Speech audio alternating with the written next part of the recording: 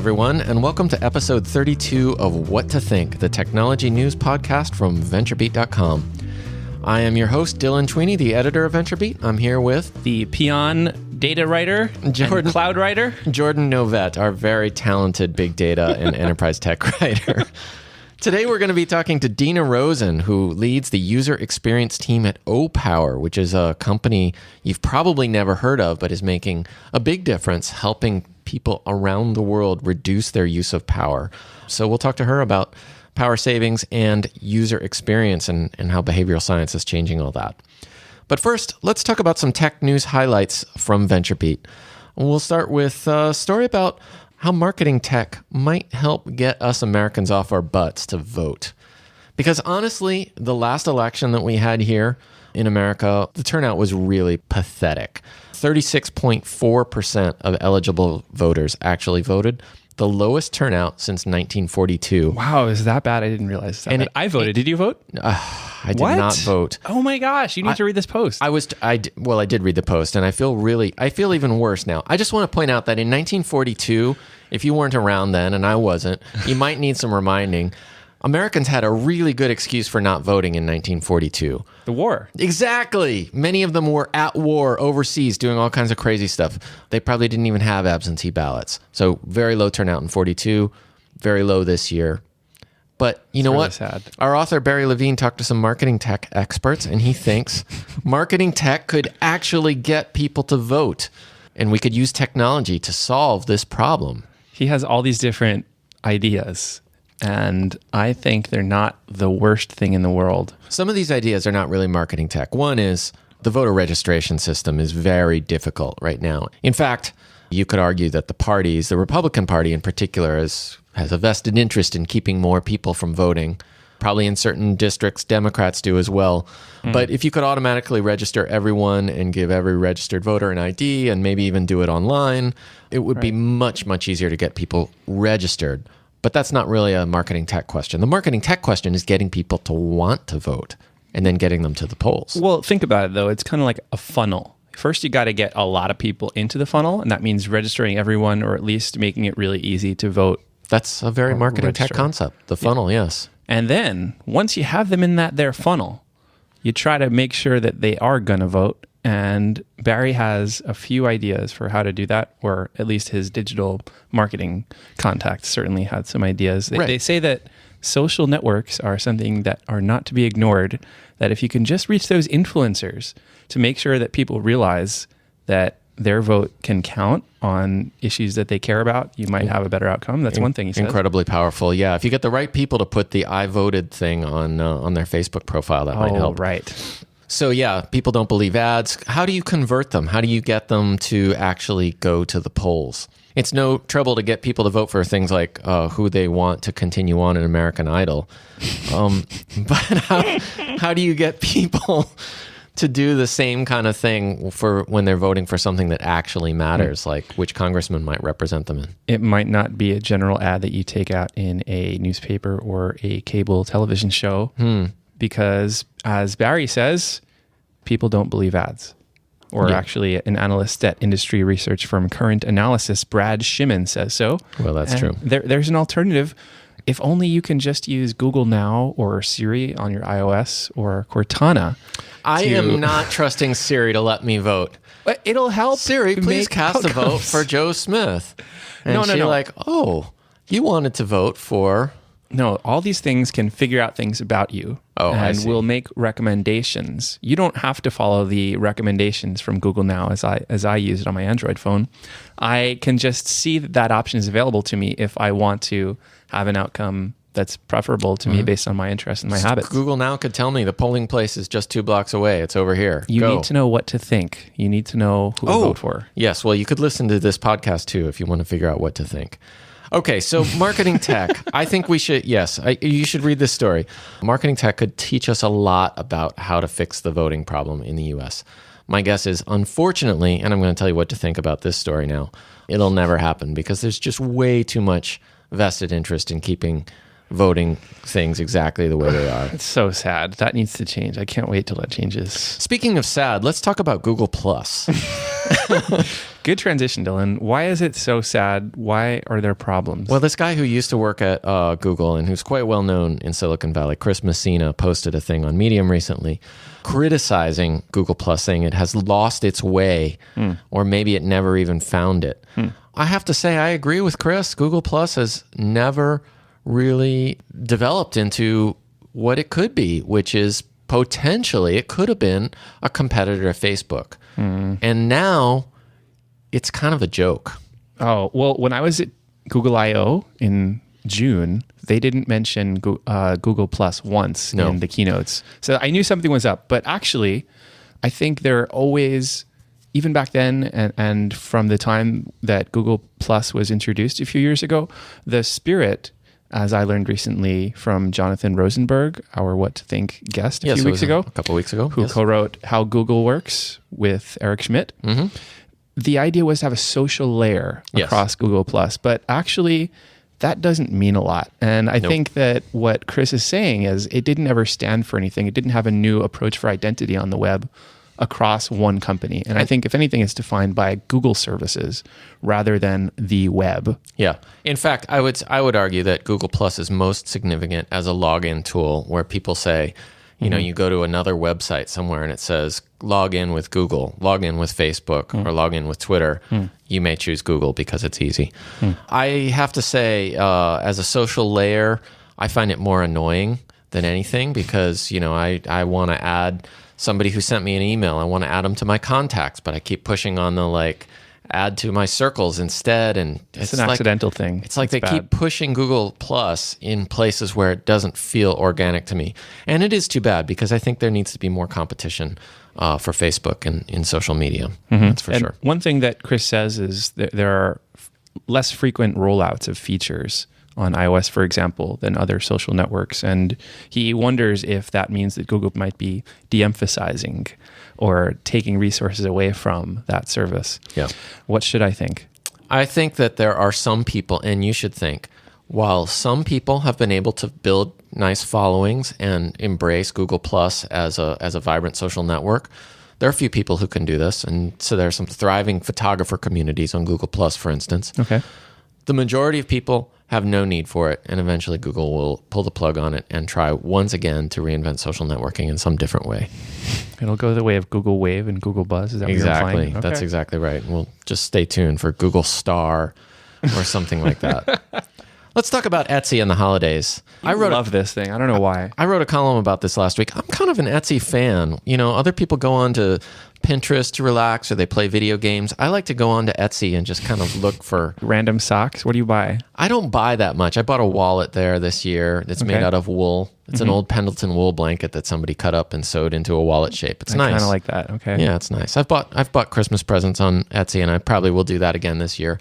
Jewelry, you know, sort of fun stuff for my wife or my daughter. But aren't things random over there? Isn't it nothing like Amazon.com, which says if you liked this, then you'll like that? Yeah. So here was my concern is like Etsy's becoming a much bigger marketplace. And in fact, I talked to Etsy CEO Chad Dickerson recently, and it's actually quite a large marketplace. And it's not just people selling little crafty like wool wallets or what have you. Some people are selling large quantities of used and vintage goods. So it's sort of like an alternative to eBay. The part that I thought was really interesting is there are other people who are selling stuff that is not just handmade, but it's actually manufactured. And Etsy is kind of embracing this. They're saying it's okay to sell manufactured products as long as you are transparent about who those manufacturers are. So you can go on Etsy and there's a shop called Urban Wood Goods where you can buy furniture that they've made out of reclaimed wood. Okay. But they have parts like the metal legs or what have you that are manufactured by factories around the US. And they tell you exactly which factories those are made in. So I thought that was kind of neat because I've been following the maker economy for a long time, which is this idea that people are making stuff in their own kitchens and their own garages. And as they get more serious about it, they can start to sell some of this. Okay. What Etsy's allowing with these manufacturing rules is that some of those people, as they become successful, can then engage manufacturers and turn into small industries or small businesses, which I think is kind of cool. Now, in your research and your current usage of Etsy, do you see Americans, let's say, Oregonians who have some manufacturing going on in other countries, or is it exclusively manufacturing in Oregon? They said that of the Etsy sellers who use outside manufacturers, 80% of those manufacturers are in the same country as the seller. So if it's a US-based seller, it's more than likely US-based manufacturers. Okay. And by the way, has anything changed about the amount of money people spend on Etsy? Are there items that cost more than like $200, or is everything about the average of $3.50? Oh, no, I think there's everything from like $3.50 up to thousands of dollars on Etsy now. What? What Yeah. are people, gold necklaces, anything like that? Yeah, all kinds of crazy stuff. Apparently, they processed $1.35 billion in sales in 2013. That's kind of a lot. Etsy's doing pretty well. It's got about 500 employees now. It's based in Brooklyn. Yeah. And Chad, their CEO, said that it's sort of a mix of Brooklyn and Silicon Valley. There was a quote which I wrote down when he said, "We're doing all kinds of data science with Hadooping things. Oh. But we're also pickling things and going to food trucks." So you got your Silicon Valley nerds and your Brooklyn hipsters living side by side. Is there any association between data science and pickling that I don't know about that I should? Yeah, I don't know. I'm not sure. Ask my data science friends. Look data into that, Jordan. scientists. Yeah. Look into that. That's the news for this week. If you want more news, and we have lots more of it, go to VentureBeat.com. Before we go to our guest, though, I'd like to take a minute to thank the host and sponsor of this podcast, New Relic. This is a company that makes sense of billions of data points from millions of applications in real time. It is a comprehensive SaaS-based software analytics platform used by developers, IT folks, DevOps folks, and business leaders. It helps the people who build modern software understand the stories their data is trying to tell them about app performance and their entire business. And now we're going to go to our guest, Deena Rosen. Deena leads the user experience team at Opower, where she's responsible for the UX of the entire suite of Opower products. She has a Master's of Science in Product Design from Stanford and a computer science degree from Duke. And before Opower, she worked for Smart Design, Cliff Bar, and Avon Products. She's also a past speaker at TED. So welcome to What to Think, Deena. Thanks for joining us. Thanks so much. It's great to be here. So let's start with your company, because I think a lot of our listeners will know about UX, and a lot of our listeners are very interested in UX and the power of user experience to affect the usability or the market uptake or the popularity or the virality of products that they're working on, whether those are SaaS products or consumer products or what have you. But I think a lot of people probably haven't heard of Opower, even though the company's been public for half a year or more. So what does Opower actually do? That is a great question, Dylan. I'm glad you asked. We are a software company, and our mission as a company is to empower everyone on the planet to use less energy, which is a pretty ambitious mission. That's very ambitious, right? So how do you do that? Do you go around and nag people to turn off the lights when they're not in the room, like I do at my house? We do that, but we found a way to do that through big data and through software on a large scale. So it might be a little bit more effective than you going around to every home across the US and doing the nagging yourself. Okay, yeah, because I've tried that and that's not very effective. I was actually a volunteer at one point for Al Gore's climate change organization, and I did it for a little while. And one of the most useful things was a T-shirt that had a list of things that you could do on the back to help save power. And the number one thing was, I think, turn the lights off or use fluorescence instead of incandescence. So, Deena, how does Opower actually accomplish that? And what data do you use, by the way? Very good question, Jordan. Yes, very good question. So we accomplish this by working with utility companies. We work with about 95 different utility companies all over the world at this point, but still mostly in the US. And the utility companies give us all of their customers' usage data. So we take that data and then we're able to repackage it back to their consumers, which are people like you and me who are using energy in their homes.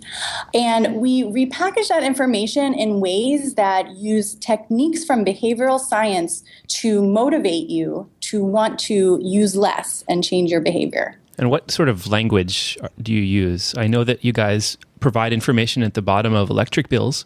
So I just wonder what sorts of phrases might be the most effective at getting people to freaking turn off the lights. That's a great question. So we actually send out our products. They come separately from the electric bills.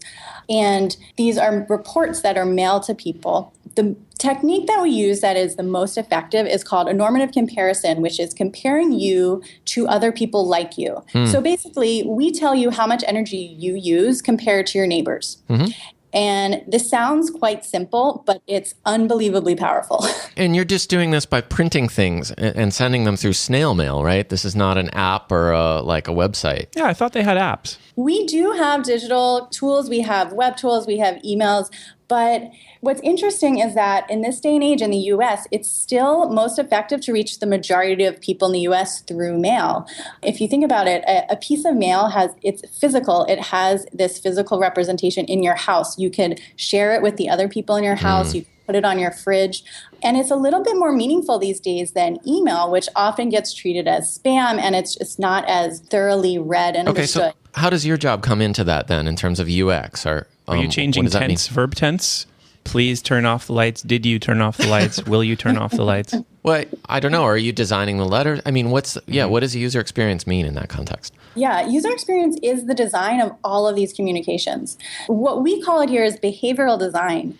It's not something that we invented. It's actually quite a big movement right now. But what it is about taking insights from behavioral science about why we behave the way we do and how we make decisions, and factoring those insights into the design of products and services in order to nudge people to act in certain ways. Okay. I want to know about language. Do you have any linguists who are searching through everything, every bit of data they have access to and saying, well, this verb is more effective at making people turn off the lights? Or does that not even matter nearly as much as, for example, the color of the letters that you will put at the bottom of a bill? No, it does matter. Every word can make a big difference. To answer your question, yes, we do have people who are trained we have behavioral economists here, we have linguists, we have designers, and we are very carefully considering every piece of the communication. And we've done tests to try and tease out which phrases might have more impact. One test that we did was when we compare you to other people, when we do this normative comparison, we could phrase it as you compared to similar homes. We could also phrase it as you compared to neighbors. Okay. Which of those do you think had a bigger impact in driving energy reduction? Neighbors, totally. Yep. Yeah, it's a much warmer word, right? What it does is it provokes a more emotional reaction. Yeah. Which will, make it more effective, but it also might make the people receiving this feel like they're being judged a little bit too much. So there's always this fine line because we want people to feel good about this information and feel good about their utility companies and appreciate this information, but we also want it to be effective. So we're always balancing that fine line of impact versus satisfaction. So what kind of impacts are you seeing overall? Does, if after a utility company brings on Opower to help them communicate? We can guarantee at this point a 2% reduction in energy use across all demographics. I mean, it sounds like a small number, but is that a lot in the utility world? What that has added up to over the past few years has been a savings of 5.2 billion kilowatt hours of electricity. So this is enough saved to power a city of 1 million people for a year. We've abated 7.9 billion pounds of CO2. So with each person, it's a small amount, a few dollars on your electricity bill, but in aggregate, it adds up to quite a big amount. Wow. So the utilities are your customers, is that correct? Or Yeah. So we are a SaaS company. Utilities are our customers, and as UX designers, it's a harder challenge because we're designing both for our customers and the end users, and our products are white label. So when you mentioned at the beginning of this podcast that most people have not heard of Opower, it's true because all of our products are coming through the utility company. I don't know if either of you live in California, but if you do, you have our products, but you don't know it. So the PG&E reports that we get are actually generated by you guys. If you're one of the lucky few who are getting the reports, yes. Okay. I don't know if we're getting the reports. PG&E does an interesting thing where they have all these complicated plans, and my wife has figured it out. It's like gambling. Like you bet that you're going to consume a certain amount of power, and if you hit that just right, then you actually get a much lower rate. But if you go over it, then you pay a penalty. That's why you want to turn off the lights all the time. Exactly. I see. Actually, I was wondering about scaling internationally. If you guys are now publicly traded, which you are, you will probably want to satisfy investors with increasing revenues and gradually increasing profit margins. I just wonder how difficult it is to take what you know about Americans and go into foreign countries in different continents and apply similar approaches to different populations. Because it's one thing to use what you know about English in China. It's another to realize that your choice of the word neighbors might not be as effective there as it is here. And then consumption patterns are probably very different in other countries too, right? Yeah, tell us about that. Yeah, it's really fascinating. I now know way more about the way people use energy all over the world than I ever thought I would.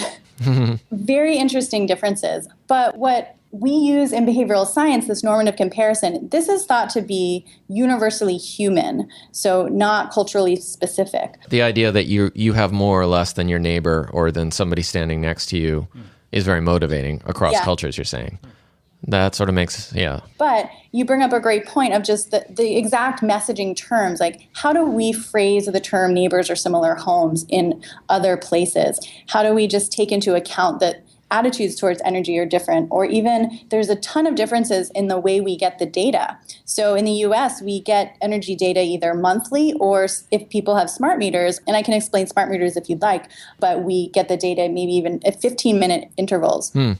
Overseas, in some countries, they only read the meters once a year or twice a year.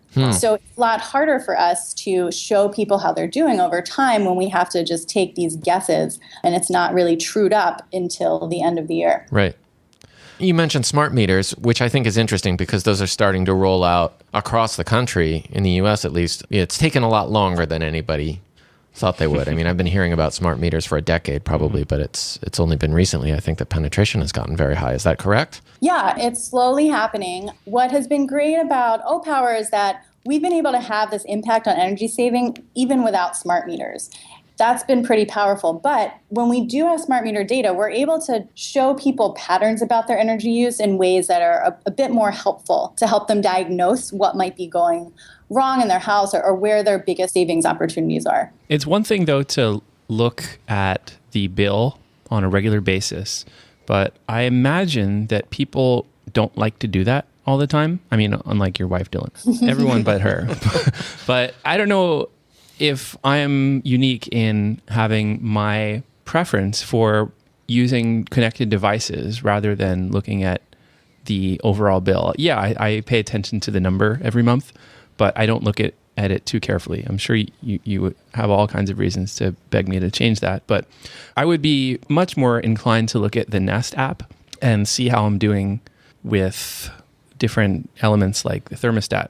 And I just wonder how much you have started to work with companies that provide connected devices like Philips or something with the Hue to incorporate your learnings into their apps. Is that something you guys want to get into or have done yet so far? That's a really great question. So we do have a thermostat department here where we've been working with Honeywell to send some of our data to certain Honeywell thermostats. But before you start talking about thermostats, you brought up another great point, is that you don't think about this stuff often. If you have autopay, you're not even looking at your bill every month.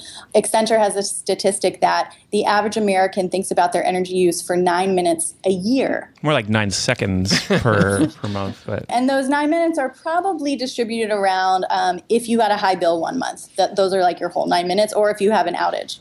Energy is just super cheap in the US, so it's not really top of mind for people. It's quite different in other countries where it's a bigger part of your budget. But we actually have a design principle here on the UX team that is assume people don't care.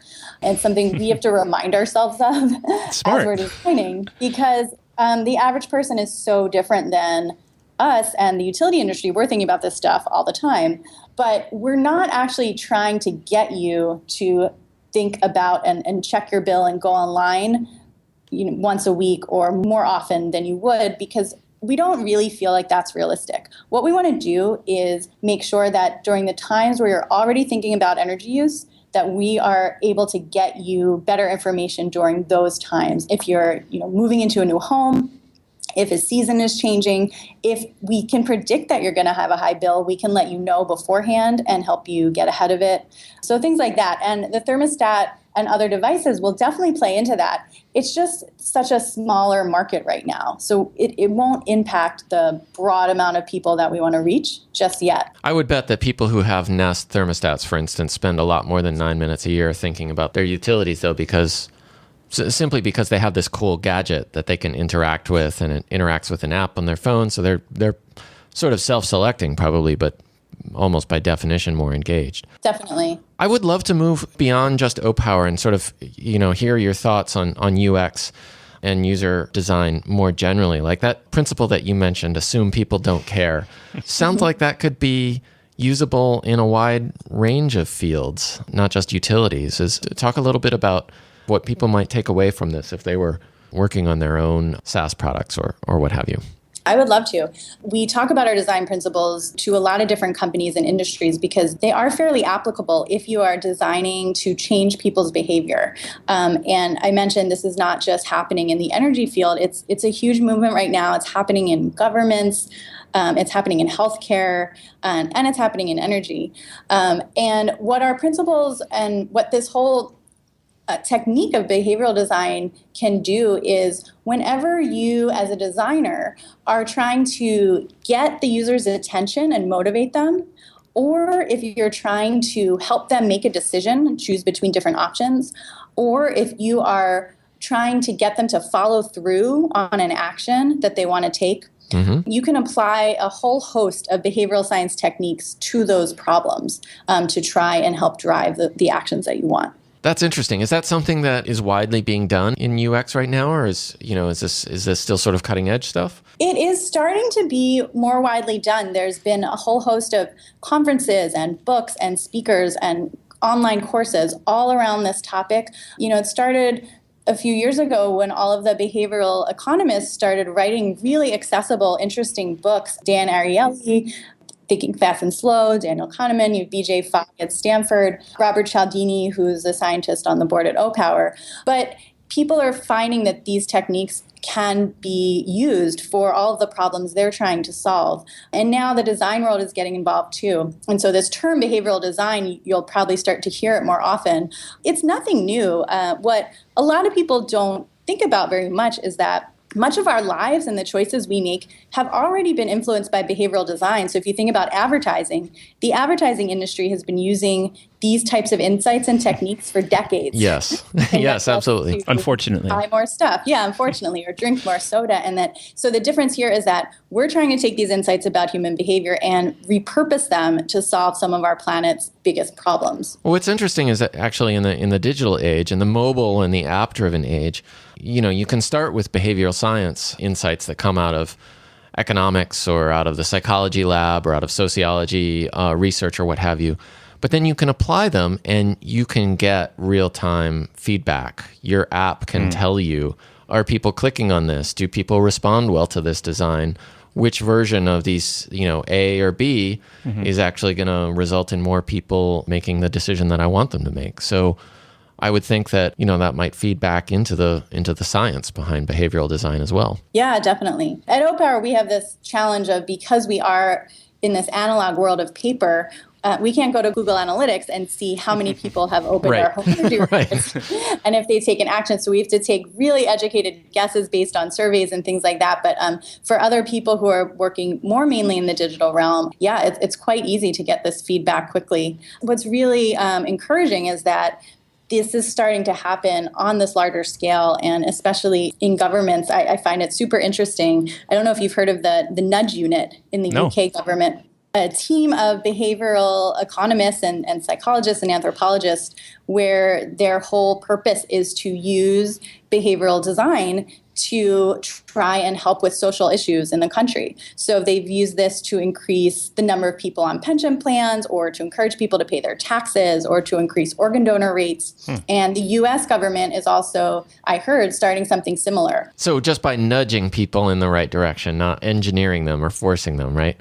That's the nudge unit. I like that. So there's kind of three ways where you can influence people's outcomes. There's the technology or the policy, and how we're approaching it, and how we're approaching the whole climate change disaster at Opower is focusing more on human behavior and just changing our behavior. So not introducing or building new products or technology, not changing the policies where people are forced to do it, but just trying to motivate people to want to change in small ways. Cool. Well, Deena, we're almost out of time. So I want to ask you one last question, which is we're coming in towards the end of the year.